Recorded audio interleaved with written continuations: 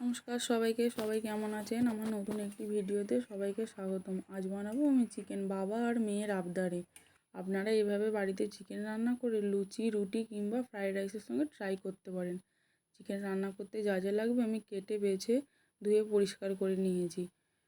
কড়াইতে আমি সরষের তেল দিয়ে আলুগুলোকে লাল লাল করে ভাজা করে নেব।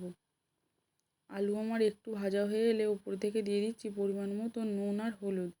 এবার আলুগুলোকে নাড়াচাড়া করে নেবো। আলু আমার লাল লাল করে ভাজা হয়ে গেছে, এবার তুলে নিচ্ছি।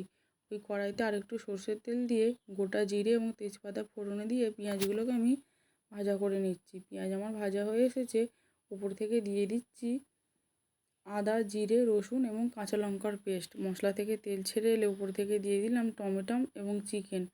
এবার ভালো করে কষাতে হবে নুন আর হলুদ দিয়ে। চিকেন যত কষাবেন ততই টেস্ট হবে। কিছুক্ষণের জন্য আমি ঢাকা চাপা দিয়ে দিচ্ছি। ঢাকনা খুলে দেখি চিকেন থেকে তেল ছেড়ে এসেছে। টক দইটাকে এবার ফেটিয়ে নিচ্ছি। চিকেনের উপরে দিয়ে দিলাম ভাজা আলুগুলোকে, দিয়ে দিলাম দুটো গোটা রসুন। আপনারা কারা কারা চিকেনে রসুন দেন? চিকেন আমার প্রায় কষানো শেষের দিকে, উপর থেকে দিয়ে দিচ্ছি হালকা গরম জল, দিয়ে নাড়াচাড়া করে নেব। এবার আমি দিয়ে দেবো টক দই। বাটিটা ধুয়ে একটু জল দিয়ে দিলাম। চিকেন আমার প্রায় শেষের দিকে, উপর থেকে দিয়ে দিলাম গরম মশলা এবং ধনেপাতা। রেডি আমার চিকেন।